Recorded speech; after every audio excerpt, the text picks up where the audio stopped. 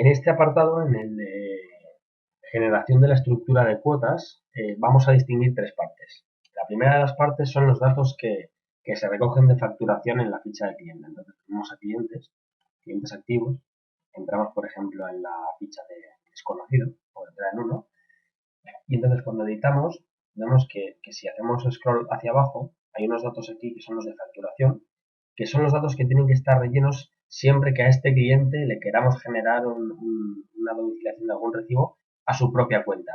Si vamos a domiciliar a un cliente al que él esté asociado, pues no hará falta que rellenemos estos datos en su ficha, pero sí que entonces él tendrá que estar asociado a un cliente, pues un titular, su padre, su madre, lo que sea, que sí que tenga rellenos esos datos de facturación. Entonces, bueno, salvando este ejemplo, vamos a ir al ejemplo en el que un cliente tiene que tener sus datos bancarios, pues rellenaríamos aquí sus datos.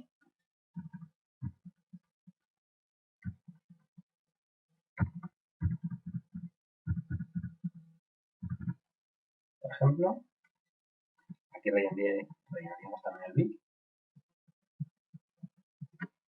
Si preferimos, en lugar de rellenar los datos con el IBAN y el BIC, podemos mostrar la ayuda para calcular el IBAN. Entonces introducimos los datos típicos que han funcionado toda la vida de entidad, oficina, dígito de control y cuenta, que son los 20 dígitos del número de cuenta de toda la vida.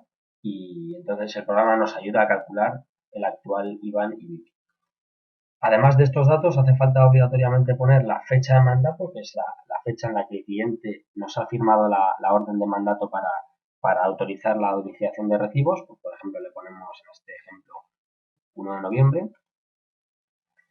Tenemos que marcar, además, si vamos a permitir que, además de rellenar los datos, le domiciliemos recibos, efectivamente sí, en este caso. Y luego, además, voluntariamente o opcionalmente podemos poner los datos del titular, si no fuera el mismo, y si es una empresa o no es una empresa. Entonces simplemente con estos datos ya quedaría relleno.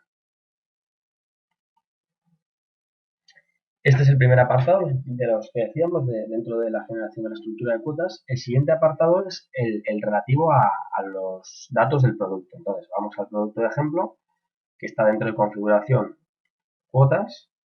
Este es el ejemplo, la cuota socio. Entramos y bueno, ya hemos visto que es una cuota que hemos generado con periodicidad mensual para los días 28 de cada mes y que son 50 euros en este periodo de tiempo.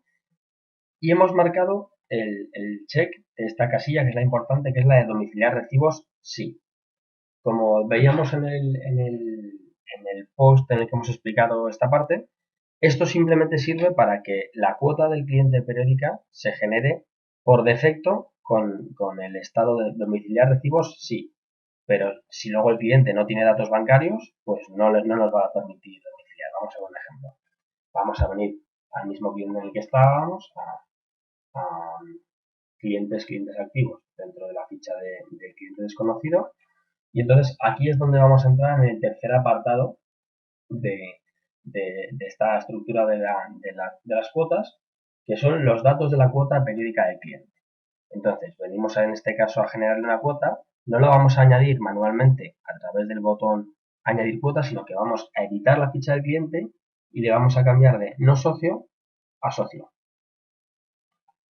Guardamos y simplemente con este cambio guardado, ya si nos metemos en la pestaña de cuotas,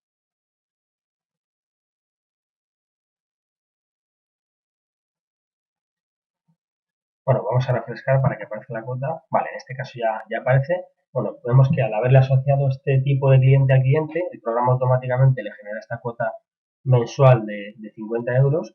Y entonces a lo que íbamos es que si yo pincho tanto en personalizar como en esta referencia, que es donde nos vamos a ir a la cuota periódica del cliente, lo que vemos es que por defecto, efectivamente, domiciliar recibos está en posición sí, porque viene heredado, como decíamos, del propio producto en el que se ha configurado.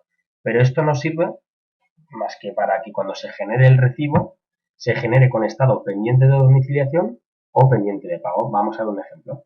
Venimos otra vez para atrás, marcamos la casilla de este recibo y le damos a emitir, aceptamos y entonces el programa ya emitió este recibo. Si pincho sobre él, pues ya veo que está con estado pendiente de domiciliación.